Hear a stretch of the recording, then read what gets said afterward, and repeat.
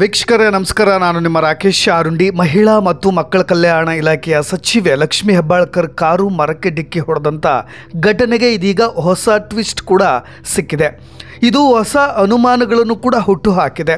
ಎಲ್ಲೋ ಒಂದು ಕಡೆ ಲಕ್ಷ್ಮೀ ಹೆಬ್ಬಾಳ್ಕರ್ ಅವರ ರಾಜಕೀಯ ಜೀವನವನ್ನು ಇಲ್ಲಿಗೆ ಅಂತ್ಯ ಕಾಣಿಸುವ ಕುತಂತ್ರ ಏನಾದರೂ ನಡೆದಿತ್ತಾ ಅನ್ನೋ ಆಘಾತಕಾರಿ ಅಂಶಗಳು ಕೂಡ ಈಗ ಬೆಳಕಿಗೆ ಬರ್ತಾ ಇರೋದು.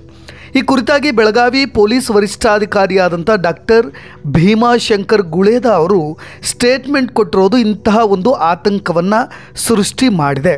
ಹಾಗಾದರೆ SP ಆಡಿದ ಮಾತೇನು, ಈ ದುರಂತದ ಸಂದರ್ಭದಲ್ಲಿ ಅಸಲಿಗೆ ನಡೆದಿದ್ದೇನೋ ಅನ್ನೋ ಕುರಿತಾಗಿ ಒಂದಿಷ್ಟು ವಿವರಣೆ.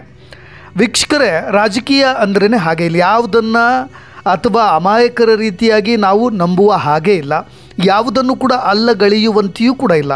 ಇವತ್ತು ಯಾರ ಪರ ನಿಂತು ಜೈಕಾರ ಹಾಕಿರ್ತಾರೋ ಅವರೇ ನಾಳೆ ಇನ್ನೊಂದು ಪಾರ್ಟಿಯವನ ಜೊತೆ ಕೂತ್ಕೊಂಡು ಕೈ ಕುಲುಕ್ತಾ ಇರ್ತಾನೆ. ಒಟ್ಟಿನಲ್ಲಿ ಲಕ್ಷ್ಮೀ ಹೆಬ್ಬಾಳ್ಕರ್ ಅವರಿಗೂ ಕೂಡ ಪರವಾಗಿ ಒಂದಿಷ್ಟು ಬೆಂಬಲಿಗರಿದ್ದರೆ, ಇನ್ನೊಂದಿಷ್ಟು ತೆರೆ ಮರೆಯಲ್ಲಿ ಕತ್ತಿ ಮಸಿಯುವಂತಹ ಶತ್ರುಗಳು ಕೂಡ ಇದ್ದಾರೆ ಅನ್ನೋದನ್ನ ನಾವು ಮರೆಯುವಂತಿಲ್ಲ. ಮಹಿಳಾ ಮತ್ತು ಮಕ್ಕಳ ಕಲ್ಯಾಣ ಇಲಾಖೆ ಸಚಿವೆ ಲಕ್ಷ್ಮೀ ಹೆಬ್ಬಾಳ್ಕರ್ ಹಾಗೂ ಅವರ ಸಹೋದರ ವಿಧಾನ ಪರಿಷತ್ನ ಸದಸ್ಯರಾಗಿರೋ ಚೆನ್ನರಾಜು ಹಟ್ಟಿವಳಿ ಸೋಮವಾರ ಬೆಂಗಳೂರಿನಲ್ಲಿ ನಡೆದಂಥ ಶಾಸಕಾಂಗ ಸಭೆಯಲ್ಲಿ ಪಾಲ್ಗೊಂಡು ತಡರಾತ್ರಿ ಬೆಳಗಾವಿಗೆ ಕಪ್ಪು ಬಣ್ಣದ ಇನೋವಾ ಹೈಕ್ರಾಸ್ ಅದೃಷ್ಟದ ಕಾರ್ನಲ್ಲಿ ಪಯಣವನ್ನು ಬೆಳೆಸಿದ್ರು. ಸೋಮವಾರ ರಾತ್ರಿ 11 ಗಂಟೆಗೆ ಬೆಂಗಳೂರು ಟು ಬೆಳಗಾವಿ ಸಂಕ್ರಾಂತಿ ಹಿನ್ನೆಲೆಯಲ್ಲಿ ಮನೆ ದೇವರಾದಂಥ ಚಿಕ್ಕಹಟ್ಟಿವಳಿ ವೀರಭದ್ರೇಶ್ವರ ಟೆಂಪಲ್ಗೆ ಹೋಗಿ ಒಂದಿಷ್ಟು ಆಶೀರ್ವಾದವನ್ನು ಪಡೆದು ದೇವರ ಕೃಪೆಗೆ ಪಾತ್ರರಾಗಬೇಕು ಅನ್ನೋ ಧಾವಂತದಲ್ಲಿದ್ದರಂತೆ. ನೋಡಿ, ಈ ಘಟನೆಯನ್ನು ಜೊತೆಗೆ ಆ ಸಂದರ್ಭವನ್ನು, ಆ ಸನ್ನಿವೇಶವನ್ನು ನೀವು ಕೂಡ ಕೂಲಂಕುಷವಾಗಿ ಗಮನಿಸಬೇಕಾಗುತ್ತೆ. ಜೊತೆಗೆ SP ಹೇಳಿದಂಥ ಮಾತುಗಳು ಕೂಡ ಇಲ್ಲಿ ಯಾಕೆ ಪ್ರಾಮುಖ್ಯ ವಹಿಸುತ್ತೆ ಅನ್ನೋದನ್ನು ಕೂಡ ನಾನು ತಿಳಿಸಿಬಿಡ್ತೇನೆ. ಮಂಗಳವಾರ ಬೆಳಗ್ಗೆ ಈ ದುರಂತ ಸಂಭವಿಸಿದ್ದು 5 ಗಂಟೆ ಸುಮಾರಿಗೆ ಕಿತ್ತೂರು ಸಮೀಪದ ಅಂಬಡಗಟ್ಟಿ ಬಳಿ ನ್ಯಾಷನಲ್ ಹೈವೇಯಲ್ಲಿ ಈ ಅಪಘಾತ ಸಂಭವಿಸುತ್ತೆ. ವೀಕ್ಷಕರೇ, ಈ ಅಪಘಾತದ ಬಗ್ಗೆ ಈಗ ಹಲವು ಊಹಾಪೋಹಗಳು ಕೂಡ ಎದ್ದಿರೋದು. ಇಲ್ಲಿಯವರೆಗೆ ಲಕ್ಷ್ಮೀ ಹೆಬ್ಬಾಳ್ಕರ್ ಅವರು ಪ್ರಯಾಣ ಮಾಡ್ತಾ ಇದ್ದಂಥ ಕಾರಿಗೆ ಒಂದು 2 ನಾಯಿಗಳು ಅಡ್ಡ ಬಂದವು. ಅದನ್ನು ತಪ್ಪಿಸುವ ಭರದಲ್ಲಿ ಡ್ರೈವರ್ ಮರಕ್ಕೆ ಹೋಗಿ ಕಾರನ್ನ ಡಿಕ್ಕಿ ಹೊಡೆದುಬಿಟ್ಟ. ಇದರಿಂದ ಕಾರು ನುಜ್ಜುಗೊಜ್ಜಾಗಿ ಹೋಗಿಬಿಡ್ತು ಅಂತ ಹೇಳಲಾಗ್ತಾಯಿತ್ತು. ಆದರೆ ಕಾರಿನ ಅಪಘಾತಕ್ಕೆ ಈ ಶ್ವಾನ ಕಾರಣವಲ್ಲ ಅನ್ನೋ ವಿಷಯವನ್ನು ಇದೀಗ ಆ ಕಾರನ್ನು ಚಾಲನೆ ಮಾಡ್ತಾ ಇದ್ದಂಥ ಶಿವಪ್ರಸಾದ್ ಅವರೇ ಪೊಲೀಸರಿಗೂ ಕೂಡ ತಿಳಿಸಿದ್ದಾರೆ. ಇದರ ಜೊತೆಗೆ ಇನ್ನೊಂದು ವಿಷಯ ಇಲ್ಲಿ ಟ್ವಿಸ್ಟ್ ಆಗಿದೆ. ಆ ಕಾರಿನ ಎಡಭಾಗದಿಂದ ಕಂಟೈನರ್ ಟ್ರಕ್ ವೇಗವಾಗಿ ಬಂತಂತೆ. ಆ ಕಾರಿಗೆ ಟ್ರಕ್ ತಾಕಿದ್ರಿಂದಲೇ ಈ ಅಪಘಾತವನ್ನು ತಪ್ಪಿಸ್ಲಿಕ್ಕೆ ಹೋಗಿ ಎಡಕ್ಕೆ ಆ ಕಾರನ್ನು ತೆಗೆದುಕೊಂಡ್ರು ಅನ್ನೋ ಮಾತುಗಳು ಕೂಡ ಕೇಳಿಬರ್ತಾ ಇದೆ. ಆಗ ಕಾರು ಸರ್ವಿಸ್ ರಸ್ತೆ ಬದಿ ಇರ್ತಕ್ಕಂಥ ಮರಕ್ಕೆ ಡಿಕ್ಕಿ ಹೊಡೆಯಿತು ಅಂತ ಹೇಳಿ ಶಿವಪ್ರಸಾದ್ ಅವರು ಪೊಲೀಸ್ನವರಿಗೆ ಕೊಟ್ಟಂಥ ದೂರಿನಲ್ಲಿ ಆ ಒಂದು ಸ್ಟೇಟ್ಮೆಂಟ್ನಲ್ಲಿ ಹೇಳ್ಕೊಂಡಿದ್ದಾರೆ. ಈ ಸ್ಟೇಟ್ಮೆಂಟ್ ಪ್ರಕಾರವೇ FIR ದಾಖಲು ಮಾಡಿ ತನಿಖೆ ನಡೆಸಲಾಗ್ತಾ ಇದೆ. ಆದರೆ ಇನ್ನೊಂದು ಕಡೆ ಇದೇ ಬೆಳಗಾವಿಯ ಪೊಲೀಸ್ ವರಿಷ್ಠಾಧಿಕಾರಿ ಹೇಳುವಂತೆ ಡಾಕ್ಟರ್ ಭೀಮಾಶಂಕರ್ ಗುಳೇದ ಅವರು ಕೂಡ ಒಂದು ಮಾಹಿತಿಯನ್ನು ನೀಡಿದ್ದಾರೆ. ಈ ಅಪಘಾತದ ಸಂದರ್ಭದಲ್ಲಿ ಪ್ರಮುಖವಾಗಿ ಕಂಟೈನರ್ ಟ್ರಕ್ನ ಪಾತ್ರವಿರೋದು ಬೆಳಕಿಗೆ ಬಂದಿದೆ. ಆ ಕಂಟೈನರ್ ಟ್ರಕ್ ಪತ್ತೆಗೆ ಈಗಾಗಲೇ ಕೆಲಸವನ್ನು ಕೂಡ ಮಾಡಲಾಗ್ತಾ ಇದೆ. ಇದು ಮೇಲ್ನೋಟಕ್ಕೆ ಉದ್ದೇಶಪೂರ್ವಕವಾಗಿಯೇ ಆತ ಎಡಭಾಗದಿಂದ ಈ ಕಾರಿನ ಎಡಭಾಗದಿಂದ ಕಂಟೈನರ್ ಟ್ರಕ್ಕನ್ನು ಜೋರಾಗಿ ಸ್ಪೀಡಾಗಿ ತೆಗೆದುಕೊಂಡು ಬಂದು ಕಾರಿಗೆ ತಾಗಿಸಿದ ಅನ್ನೋ ಮಾತುಗಳು ಕೂಡ ಕೇಳಿಬರ್ತಾ ಇರೋದು. ಇದು ಒಂದು ಹಿಟ್ ಆ್ಯಂಡ್ ರನ್ ಪ್ರಕರಣ ಅಂತ ಹೇಳಿ ಮೇಲ್ನೋಟಕ್ಕೆ ತೋರ್ತಾ ಇದೆ ಅಂತ ಹೇಳಿ ಪೊಲೀಸ್ ವರಿಷ್ಠಾಧಿಕಾರಿಗಳು ಅನುಮಾನವನ್ನು ವ್ಯಕ್ತಪಡಿಸಿದ್ದಾರೆ. ಅಪಘಾತ ಆದ ಬಳಿಕ ಕಂಟೈನರ್ ಟ್ರಕ್ ಚಾಲಕ ನಿಂತು ಅದಾದ ನಂತರ ವಾಪಸ್ ಆಗ್ತಾನಂತೆ, ಪರಾರಿ ಆಗ್ತಾನಂತೆ. ಯಾಕೆ ಆತ ನಿಂತು ತಿರುಗಿ ನೋಡಿದ್ಯಾಕೆ ಅನ್ನೋ ಅನುಮಾನಗಳು ಕೂಡ ಹೇಳ್ತಾ ಇರೋದು.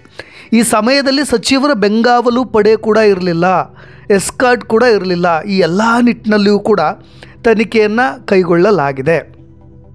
ಇಬ್ಬರು ನಾಯಕರು ಬೆಂಗಳೂರಿನಲ್ಲಿ ಕಾಂಗ್ರೆಸ್ ಶಾಸಕಾಂಗ ಪಕ್ಷದ ಸಭೆ ಮುಗಿಸಿ ರಸ್ತೆ ಮಾರ್ಗವಾಗಿ ಬೆಳಗಾವಿ ಕಡೆ ಬರ್ತಾ ಇದ್ದಾರೆ ಅನ್ನೋ ಮಾಹಿತಿ ಇರಬಹುದು ಕೆಲವರಿಗೆ ಅಂತ. ಕೆಲವು ಲಕ್ಷ್ಮೀ ಹೆಬ್ಬಾಳ್ಕರ್ ಬೆಂಬಲಿಗರು ಸದ್ಯ ಅಕ್ಕನಿಗಾದಂಥ ಈ ಅಪಘಾತದ ನೋವಿಗೋ ಅಥವಾ ಇಲ್ಲ ಈ ಘಟನೆ ನಡೆದ ಸನ್ನಿವೇಶವನ್ನು ಕಂಡೋ ಗೊತ್ತಿಲ್ಲ, ಸದ್ಯದ ರಾಜಕೀಯ ಬೆಳವಣಿಗೆಗಳನ್ನು ಈ ಒಂದು ಅಪಘಾತಕ್ಕೆ ತಳುಕು ಹಾಕ್ತಾ ಇದ್ದಾರೆ. ಯಾರೋ ಲಕ್ಷ್ಮೀ ಹೆಬ್ಬಾಳ್ಕರ್ ಅವರಿಗೆ ಆಗದವರೇ ಈ ರೀತಿ ಮಾಡಿರಬಹುದು ಅಂತ ಊಹೆ ಕೂಡ ಪಡ್ತಿದ್ದಾರೆ. ಜೊತೆಗೆ ಎಸ್ಕಾರ್ಟ್ ಕೂಡ ಅಲ್ಲಿರಲಿಲ್ಲ. ಈ ಪೂರ್ವಾಪರ ಮಾಹಿತಿ ತಿಳಿದುಕೊಂಡೇ ಹೀಗೆ ಮಾಡಿರಬಹುದಾದಂಥ ಅನುಮಾನಗಳನ್ನು ಕೂಡ ಅವರು ವ್ಯಕ್ತಪಡಿಸ್ತಾ ಇರೋದು. ಜೊತೆಗೆ ಆ ಟ್ರಕ್ನ ಚಾಲಕ ಯಾಕೆ ಆತ ನಿಂತು ನೋಡಿ ಹೋದ ಅನ್ನೋದು, ಬದುಕಿದ್ದಾರೋ ಇಲ್ವೋ ಅನ್ನೋ ಖಾತ್ರಿಗೆ ಈ ರೀತಿಯಾಗಿ ನೋಡಿರಬಹುದಾ, ಆ ಟ್ರಕ್ ಯಾರದ್ದು, ನಿಜಕ್ಕೂ ಈ ಘಟನೆಗೂ ಆತನಿಗೂ ಸಂಬಂಧವಿದೆಯಾ, ಈ ಎಲ್ಲ ನಿಟ್ಟಿನಲ್ಲೂ ಕೂಡ ಬೆಂಬಲಿಗರಾಗಿರ್ಬೋದು, ಕಾರ್ಯಕರ್ತರಾಗಿರ್ಬೋದು, ಜೊತೆಗೆ ಈ ಘಟನೆಯ ಸೂಕ್ಷ್ಮತೆಯನ್ನು ಅರಿತವರು ಕೂಡ ಈ ರೀತಿಯಾಗಿ ಯೋಚನೆ ಮಾಡ್ತಾ ಇದ್ದಾರೆ. ಸದ್ಯ ಕಾರು ಸಂಪೂರ್ಣ ನುಜ್ಜುಗುಜ್ಜಾಗಿದೆ. ಕಾರಿನ ಚಾಲಕ ಗನ್ಮ್ಯಾನ್ ಲಕ್ಷ್ಮೀ ಹೆಬ್ಬಾಳ್ಕರ್ ಹಾಗೂ ಅವರ ಸಹೋದರನಾದಂಥ ಅವರು ಕೂಡ ಬದುಕು ಉಳಿದಿದ್ದೇ ಪವಾಡ ಅಂತ ಹೇಳಲಾಗ್ತದೆ. ಯಾಕೆಂದರೆ ಕಾರಿನ ಸ್ಥಿತಿ ನೋಡಿದ್ರೆ ಅಪಘಾತದ ಕರಾಳತೆ ಒಂದೊಂದಾಗೆ ಬಿಚ್ಚಿಡ್ತಾ ಹೋಗುತ್ತೆ. ಲಕ್ಷ್ಮೀ ಹೆಬ್ಬಾಳ್ಕರ್ ಅವರಿಗೆ ಬೆನ್ನಿಗೆ ಈಗಾಗಲೇ ಬಲವಾದ ಪೆಟ್ಟಾಗಿರೋದು, ಅವ್ರ ಬೆನ್ನಿನ L1 ಮತ್ತು L4 ಫ್ರ್ಯಾಕ್ಚರ್ ಆಗಿದೆ. ಸದ್ಯ ಪೇಯ್ನ್ ಕಿಲ್ಲರ್ ಕೊಟ್ಟು ಟ್ರೀಟ್ಮೆಂಟ್ ಕೂಡ ಮುಂದುವರಿಸಿದ್ದಾರೆ. ಇನ್ನೂ ಸುಧಾರಿಸ್ಬೋದು, ಇನ್ನೊಂದು 2 ದಿನ ಚಿಕಿತ್ಸೆಯನ್ನು ನೀಡಿ ಅದಾದ ನಂತರ ಡಿಸ್ಚಾರ್ಜ್ ಮಾಡ್ತೀವಿ ಅಂತಲೂ ಕೂಡ, ಕನಿಷ್ಠ ಪಕ್ಷ ಇದಾದ ನಂತರ ಚಿಕಿತ್ಸೆಯ ನಂತರ 1 ತಿಂಗಳು ಅವ್ರು ಬೆಡ್ ರೆಸ್ಟ್ ಮಾಡಲೇಬೇಕು ಅಂತ ಡಾಕ್ಟರ್ ರವಿ ಪಾಟೀಲ್ ಕೂಡ ತಿಳಿಸಿದ್ದಾರೆ.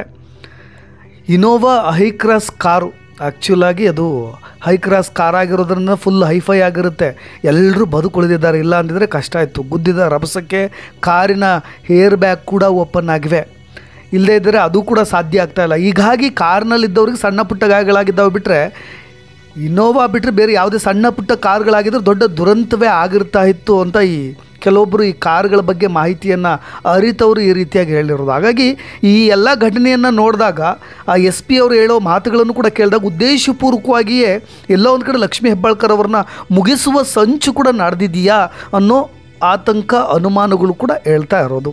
ಇನ್ನೊಂದು ಕಡೆ ಈಗಾಗಲೇ ಚಾಲಕನ ವಿರುದ್ಧವೇ ಲಕ್ಷ್ಮೀ ಹೆಬ್ಬಾಳ್ಕರ್ ಅವರು ಚಲಿಸ್ತಾ ಇದ್ದಂಥ ಡ್ರೈವರ್ ಆಗಿದ್ದಂಥ ಕಾರ್ ಡ್ರೈವರ್ ವಿರುದ್ಧವೇ FIR ಅನ್ನು ಕೂಡ ದಾಖಲಿಸಲಾಗಿದೆ. ಅಪಘಾತಕ್ಕೆ ಸಂಬಂಧಪಟ್ಟಂತೆ ಲಕ್ಷ್ಮೀ ಹೆಬ್ಬಾಳ್ಕರ್ ಅವರ ಸರ್ಕಾರಿ ವಾಹನ ಚಾಲಕರಾಗಿದ್ದಂಥ G ಶಿವಪ್ರಸಾದ್ ವಿರುದ್ಧ ಕಿತ್ತೂರು ಪೊಲೀಸ್ ಠಾಣೆಯಲ್ಲಿ ಅಂಗರಕ್ಷಕನಾದಂಥ ಈರಪ್ಪ ಉಣಶಿಕಟ್ಟಿ ದೂರನ್ನು ಕೊಟ್ಟಿದ್ದಾರೆ.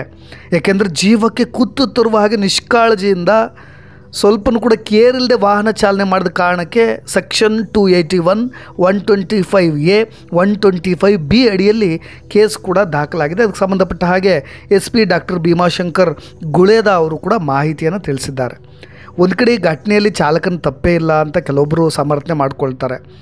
ನಾವು ತಡರಾತ್ರಿ ಬೆಂಗಳೂರಿಂದ ಬಿಟ್ಟಿದ್ದರಿಂದ ಬೆಂಗಾವಲು ಪಡೆಯೋರಿಗೂ ಕೂಡ ನಾವು ಮಾಹಿತಿಯನ್ನು ಕೊಟ್ಟಿರಲಿಲ್ಲ ಅಂತ ಒಂದು ಕಡೆ ಚೆನ್ನರಾಜ ಹಟ್ಟಿಹೊಳಿ ಸಹೋದರ ಆದಂಥ ಚೆನ್ನರಾಜು ಅವರು ಕೂಡ ಒಂದು ಕಡೆ ಮಾಹಿತಿಯನ್ನು ಹೇಳ್ತಾರೆ. ಆದರೆ ಅಪಘಾತ ಹೇಗೆ ಸಂಭವಿಸಿದೆ ಅನ್ನೋದ್ರ ಬಗ್ಗೆನೇ ಪೊಲೀಸ್ ಅಧಿಕಾರಿಗಳು ಸಮರ್ಪಕವಾಗಿ ತನಿಖೆಯನ್ನು ನಡೆಸಿದರೆ ಇದು ಉದ್ದೇಶಪೂರ್ವಕವಾಗಿ ನಡೆದಿರೋದು ಅಥವಾ ಆ ಟ್ರಕ್ನವನು ಬೇಕಂತಲೇ ಆ ರೀತಿಯಾಗಿ ಮಾಡಿದ್ನೋ, ಇವೆಲ್ಲವೂ ಕೂಡ ಒಂದಿಷ್ಟು ವಿವರಣೆಗಳು ಸಿಗ್ತಾ ಹೋಗುತ್ತೆ, ಒಂದು ಕ್ಲಾರಿಟಿ ಸಿಗ್ತಾ ಹೋಗುತ್ತೆ. ಇಲ್ಲದೇ ಇದ್ದರೆ ರಾಜಕೀಯದಲ್ಲಿ ಈ ಥರದ ರಾಜಕೀಯ ದ್ವೇಷದಲ್ಲಿ ಈ ಥರದ ಕೃತ್ಯಗಳು ನಡೆಯುವ ಸಾಧ್ಯತೆಯೂ ಇರಬಹುದು ಅಂತ ಸಾಮಾನ್ಯ ಜನರು ಕೂಡ ಅನುಮಾನವನ್ನು ವ್ಯಕ್ತಪಡಿಸಬಹುದು ಅಂತ ಹೇಳ್ತಾ, ನಿಮ್ಮ ಅಭಿಪ್ರಾಯ ಕೂಡ ಇಂಪಾರ್ಟೆಂಟ್ ಆಗುತ್ತೆ. ಇನ್ನಷ್ಟು ಸುದ್ದಿಗಳೊಂದಿಗೆ ಮತ್ತೆ ಬರ್ತೀನಿ. ನಾನು ರಾಕೇಶ್ ಆರುಂಡಿ.